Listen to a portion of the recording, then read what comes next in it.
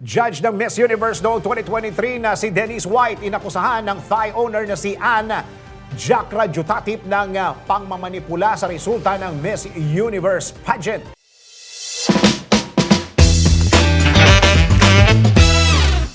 Para sa aking balitang showbiz, lumantad ang isang judge sa ginanap na Miss Universe 2023 para akusahan ang thigh owner nito na si Anne Jacra Jutatip ng pangmamanipula sa resulta na naganap na pageant para paboran ang representative ng kanyang bansa na si Miss Thailand, Antonia Porcild. Ayon sa sports crisis strategist na si Denise White, kinuha siyang judge ng Miss Universe pageant kung saan si Shyness Palacios ng Nicaragua ang tinanghal na winner sa pageant na ginanap sa El Salvador. Sa post sa Instagram page na Road to Miss USA noong February 22,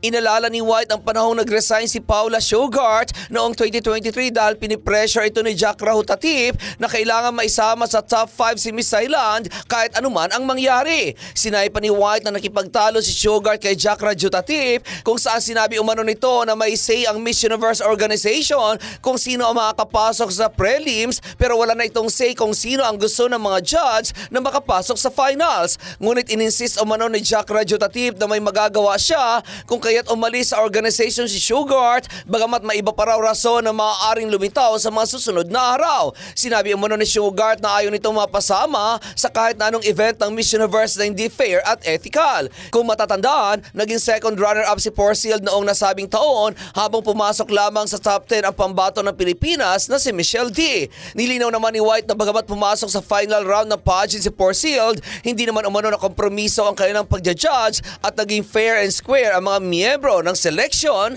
committee.